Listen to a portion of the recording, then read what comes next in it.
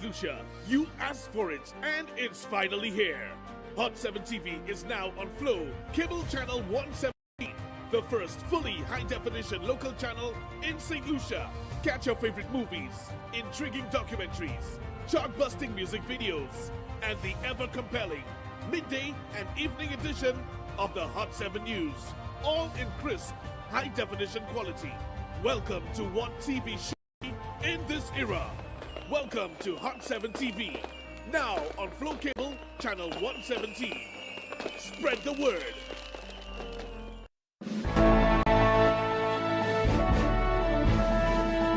In the headlines, pay hike on the table for senior public servants and hospital debt climbs past 20 million.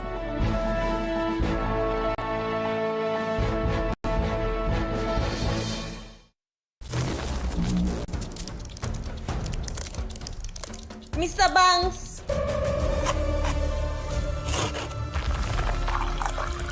Save me! Different dish, another money problem to solve. I'm on my way.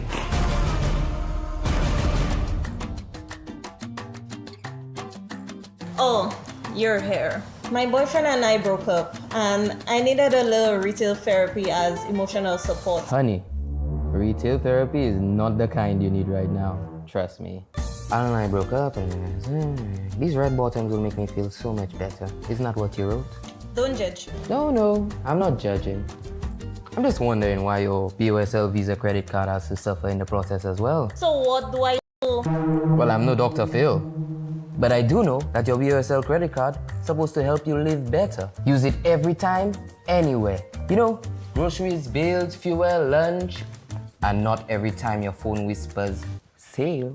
Okay, so no more impulse buy. Correct. And you have up to 30 days interest-free. Then clear it and even earn Visa rewards. So I can still shop for the things I like? Oh boy. Yes. But don't shop like you're in a race to be shopaholic of the year, okay? Okay. Dear Diary, today I paused, used my BOSL Visa credit card the smart way, and even earned rewards. Another money problem solved. I love this job. When smart banking advice is needed, Mr. Banks answers the call. Mr. Banks! Ready to sing it out? Every other Wednesday, 7 p.m. to 11 p.m. Bring the energy to the ultimate blast karaoke night. Shower singer or stage legend. If you've got a voice, the mic is yours. And the vibes stay high. From old school classics to today's biggest hits. Step up, sing loud, sip on drink specials, enjoy tasty eats, and win big with Bingo! Blast Entertainment Center, corner of Chisel and Brazil Street. Upstairs, the new Starlight Building. So warm up those vocals, grab the mic. Blast Karaoke Night. Big notes, bigger wins. Get ready for another evening of spectacular performances at Blast Karaoke Night on Wednesday, 12th August 2026. Did you know that while you're busy with your day, important news is breaking all around you? From politics to weather updates, community stories, and breaking news. Hot 7 TV keeps you informed with news every hour on the hour. Don't wait to hear it secondhand. Stay ahead. Stay informed with Hot 7 TV St. Lucia. News notes on the hour. Stay updated wherever you are. Catch Hot 7 TV St. Lucia's news every hour on the air, on our mobile app, and on our website.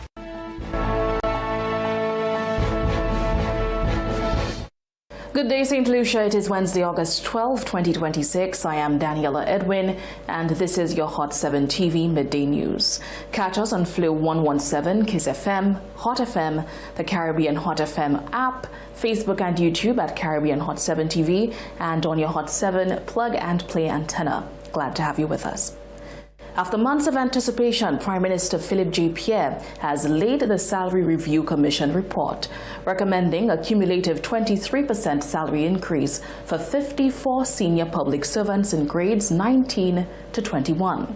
The recommendations also include recalculating pensions and gratuities for eligible retirees to ensure they benefit from the revised salary levels. Prime Minister Philip J. Pierre on Tuesday, March 11, 2026, laid the long-awaited report of the Salary Review Commission, paving the way for salary adjustments for senior public servants and holders of parliamentary and constitutional offices. This commission, as we know, is constitutionally empowered to review the salaries of senior public servants, grade 19 and above, and the political directorate. Its mandate is clear: to act expeditiously following the conclusion of negotiations for public servants between grades 1 and 18, so that parity and fairness may be maintained across the public service. The review covers 54 civil servants in grades 19 to 21, with the Commission recommending a cumulative 23% salary increase, calculated across 6 trienniums.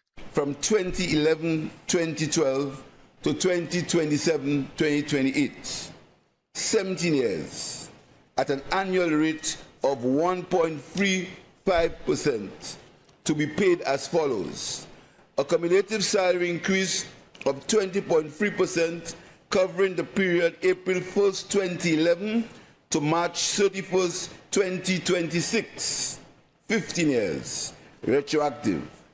Salary increase of 1.35%, effective April 1st, 2026. Salary increase of 1.35%, effective April 1st, 2027. Pierre explained that the Commission brought together professionals from the public and private sectors, including expertise in economics, medicine, and infrastructure, to assess the salaries and conditions of senior officials. The Commission comprises a chairperson appointed from among persons qualified and experienced in the fields of industrial relations, business management, economics, accountancy, law, medicine, or any other field of no less than 10 years standing.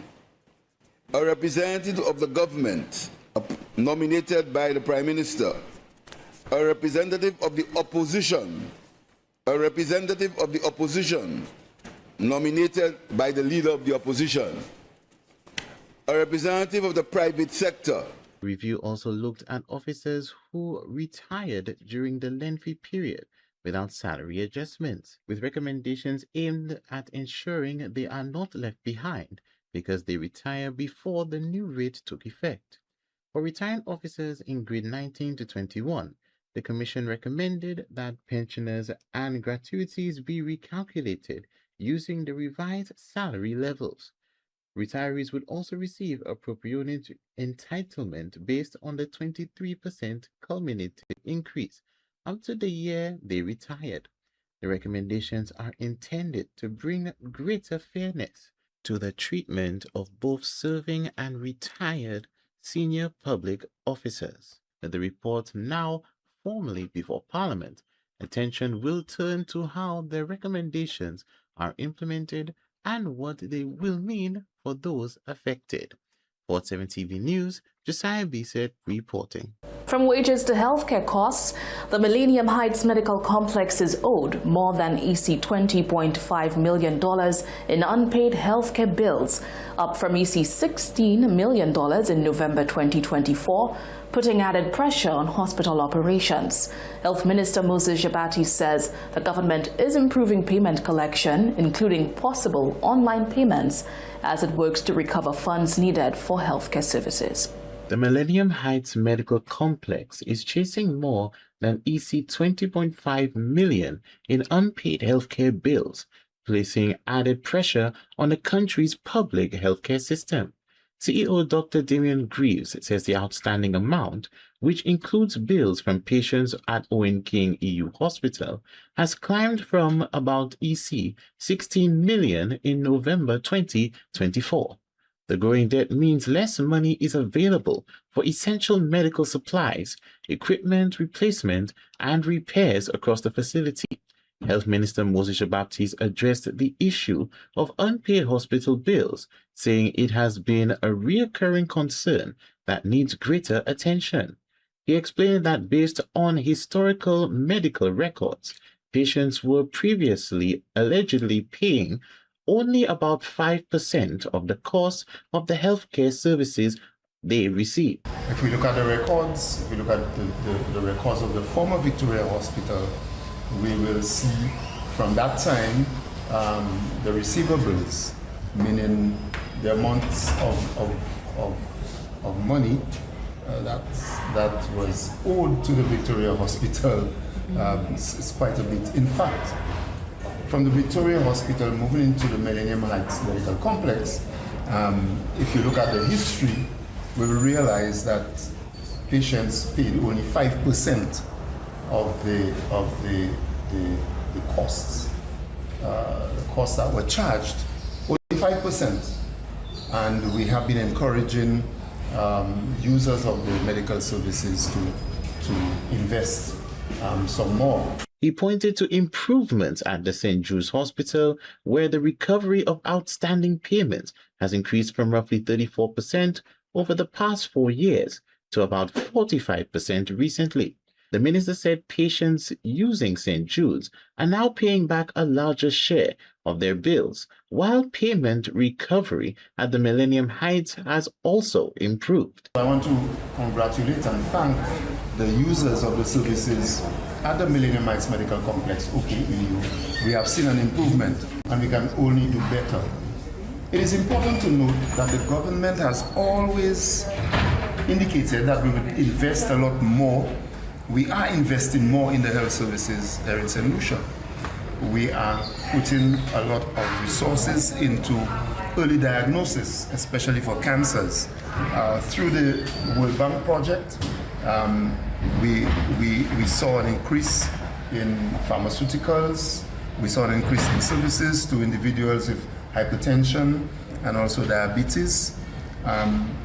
But this cannot, of course, cover all of the medical costs. The government is also looking to make the collection process easier by continuing to digitalize hospital billing, including the possibility of allowing patients to pay their bills online.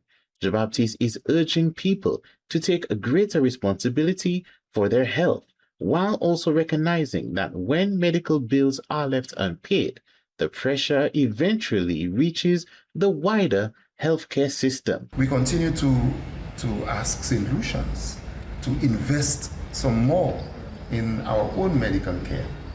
If you go to the hospital, the hospitals do not prevent anybody from accessing emergency medical services, but we must invest some more in our own medical care. The hospitals need to purchase medicines, they need to upgrade equipment, and while the government is putting more money into healthcare, it will not be a situation where the government will be able to fund all of the healthcare costs. With millions of dollars still outstanding, authorities now face the task of recovering those funds while making it easier for patients to understand and settle their bills.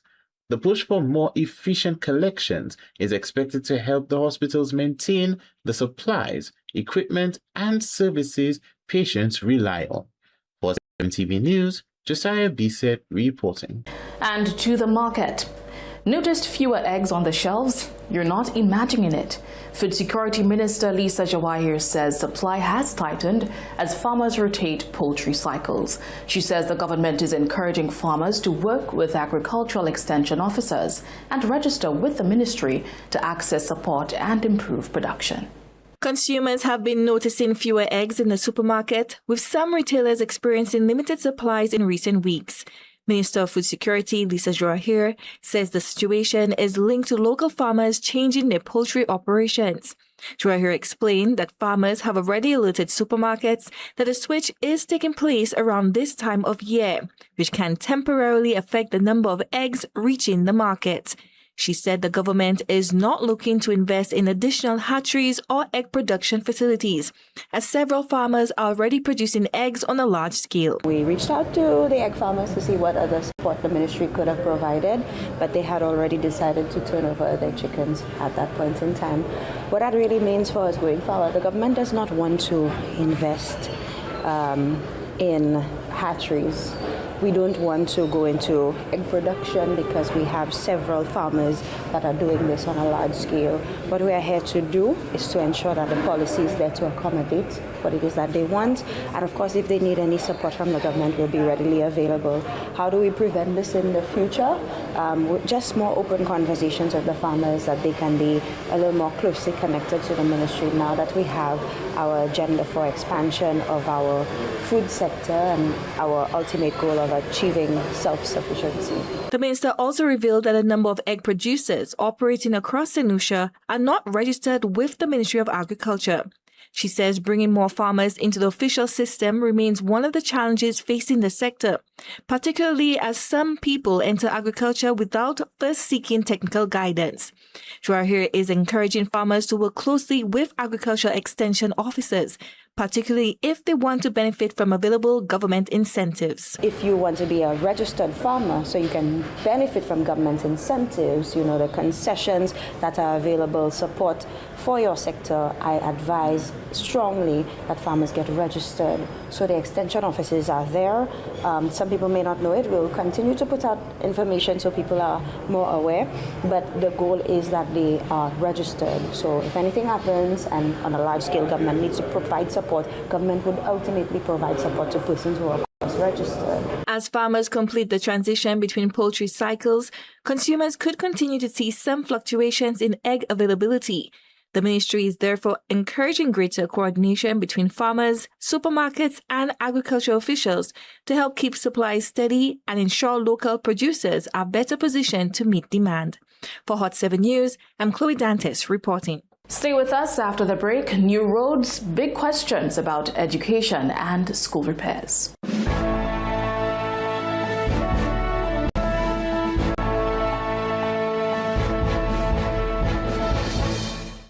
Looking for the best way to advertise? Stop searching. Hot 7 TV gives you more reach, more impact, and more value. Get your business in front of the right audience and watch your sales soar. Don't miss out. Call 452-6040 today and take advantage of our exclusive advertising packages. Hot 7 TV, smart advertising for smart businesses.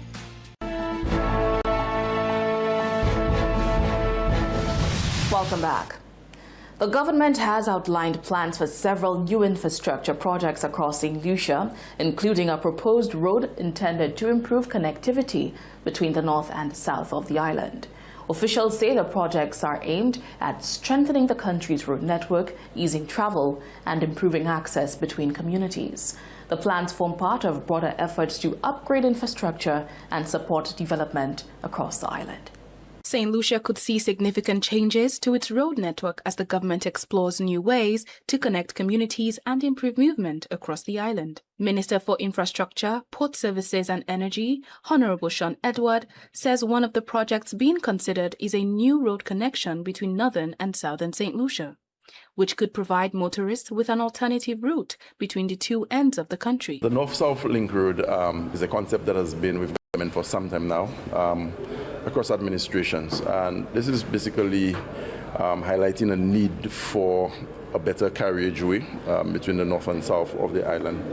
And so somewhere on the northeastern coast, areas have been identified through which a road can be constructed to link Grosley to Dennery, and allowing road users to bypass the city of Castries given the congestion that we experience in the city on a daily basis. The announcement comes as motorists continue to depend heavily on the island's existing main roads for daily travel. However, the minister's remarks did not immediately establish whether construction has been approved, when work could begin, or how much the proposed road would cost. This will be one of the biggest capital projects to be undertaken by the government of St. Lucia.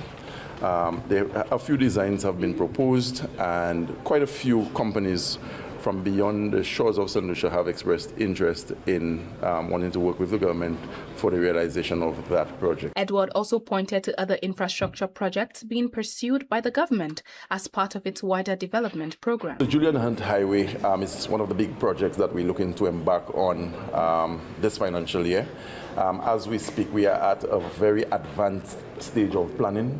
I was hoping that when I came into the Ministry of Infrastructure that after the first 3-4 months we would have been in a position where work would have actually started on the reconstruction of the Sir Julian Hunt Highway Rehabilitation Project. But unfortunately, because of the procurement process, we have not been able to actually break ground. But I can report this morning that we are at a very advanced stage of procurement. And the delicate thing about the procurement process is that there are so many I's to be dotted and T's to be crossed, especially when the sources of funding are not domestic and you're dealing with monies from outside of St. Lucia. There's a lot of due diligence that has to happen. There are a lot of processes you have to follow. So we would have received expressions of interest from approximately 10 companies on that highway. Those companies had to go through a pre-qualification process. A report had to be submitted to the QATs for no objection, and that is where we are at. The government says these investments are intended to strengthen the country's infrastructure and respond to its future development needs. Until those details are released, it remains unclear when the proposed road could move from planning to construction.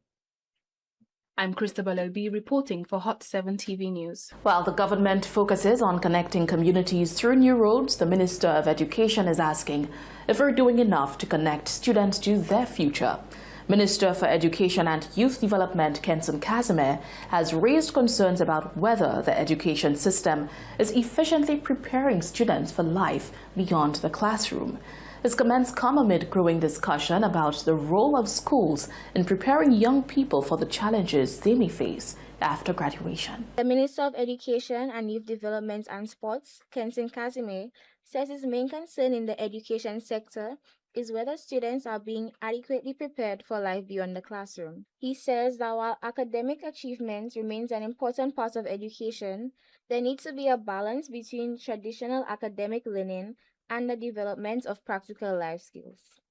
It is my biggest concern with the education sector because for me, even in sport, if you look at the direction we've taken in sport, it's sports for life. So from the grassroots program, you're supposed to be having life-altering programs to ensure that our young people are developing into more meaningful citizens. And so that is what the education sector is supposed to be doing. While examinations and academic qualifications remain important pathways to higher education and employment, Casimir believes students must also be given opportunities to develop skills that are applicable outside the traditional classroom setting. Acknowledging the situation from a personal standpoint as a father, the minister also cited plans to implement more programs centered on life skills, aimed at equipping students with the knowledge and abilities they need to navigate everyday life and prepare for the workforce. In all honesty, we have a lot of that actually going on in terms of ensuring that life skills are instilled in our children. Because I keep saying to my twins that at the end of the day, you can have all the grades in the world, but a nasty attitude will not land you a job. You will not be successful in life. So I think with most of what we're doing in our school system is trying to ensure that we have that balance. Do we need more of that? I think we do. I think we will be implementing a lot of programs that are off the books, that are more, life skills centered, team building, ethics in education, in life, and that sort of thing to ensure that we have a more well-rounded workforce in the future. The programs are expected to form part of the government's efforts to ensure that education meets the changing needs of students and prepares them not only for careers, but also for life. The minister said finding the right balance will be important as the education system continues to evolve. For Hot 7 TV News, I am Ethne Brown reporting. And as students get ready to head back, teachers are raising concerns about the schools themselves. The St. Lucia Teachers Union and educators are calling for major school construction and rehabilitation works to be completed before students return, citing past disruptions from dust, noise and unfinished projects. With that in mind, Minister of Education, Kenson Kazime, says the ministry is working to have schools ready for the new academic year, with an additional US $6 million secured to speed up renovations. The St. Lucia Teachers Union and educators island-wide heavily stressed the need for a smooth transition into the academic year. Their primary requirement is that all major school rehabilitation and construction works must be completed before classrooms reopen. Historically delayed contractor handovers, active construction noise, unfinished roofing, and airborne dust have severely disrupted the first weeks of school. President of the St. Lucia Teachers Union, Troy Nestor, says this has added challenges for teachers and students. We know that the government did give us the assurance that, there won't be construction happening within the period when teachers return for planning week and commencement, and that we'll have a very smooth reopening of school. Because as of right now, the health sector, especially the health components of teachers and so on, our insurance, it has risen in terms of the vast areas of concern for our teachers, and would hate to know that we are going back into structures where it is inadequate. So we're hoping that, as promised by our Ministry of Education, that works would be completed by planning week, and that we'll be able to have a smooth transition into school. The St. Lucia Ministry of Education is working to complete structural upgrades at schools before the 2026 to 2027 academic year begins, aiming to avoid disruptions for teachers and students. Late summer construction has previously created challenges when work continued after classes resumed, prompting a greater focus on completing projects on time. Minister of Education, Honorable Kenson Kazime, says he and his team are working to ensure that construction crews are not still carrying out major works when students return to the classroom. The aim is to have schools safe, ready, and comfortable so teachers can focus on teaching and students can settle into the new school year without unnecessary distractions. I did say that very early on, that under my watch, I would not want for the first day of school for any works, any noises from works to be happening as students get back into class. I can say that most, not all, most of the schools have received some level of attention.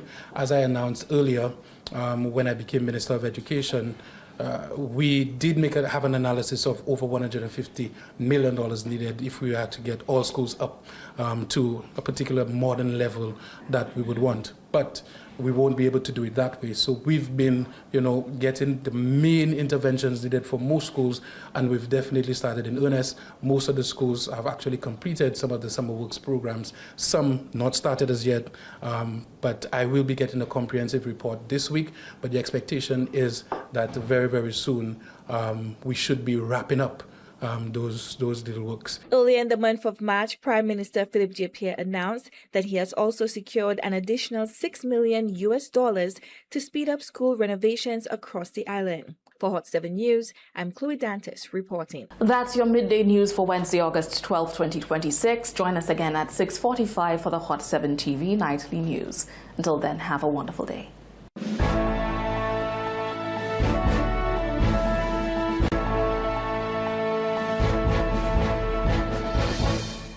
From your desk to your lunch table, whether you're on the job or taking a well-deserved break, get the top stories and breaking news all in one place. Join us Monday to Friday at 12 p.m. for Hot 7 Midday News, bringing you the latest headlines from St. Lucia